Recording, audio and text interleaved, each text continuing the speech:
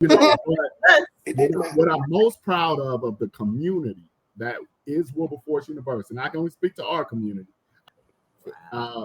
If you don't remember, I think Monique, you might have been a freshman.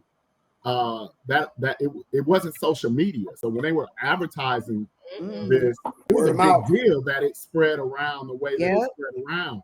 And you know, being college students, I didn't have two nickels to rub together. You know, but what I'm most proud of the community that is Wilberforce University, and I can only speak to our community. I trust and believe that other HBCUs have similar communities. And as I've talked to colleagues, friends, and people who've been to HBCUs around our era, they also spoke highly of the community, but specifically the Million Man March, the way the sisters held us down. Social organizations made sure any young man that wanted to go, they were getting a seat on that. They bought that ticket. The sororities all bought tickets for the guys to go. There was so much outpouring of charity and making sure, and that was the other thing about our campus.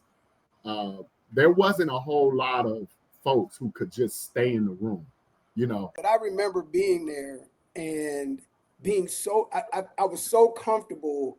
It was so peaceful to be there. Like I fell asleep under a tree, like amongst a million people. Like I'm just amongst everybody. At some point I had to lay down. I took a little nap under a tree, woke up, people was passing out water. It was just an amazing experience. The first stop, and we seen all these other buses and all these other black men from these other schools, and the brothers just hopped out. It was like, yo, what's up?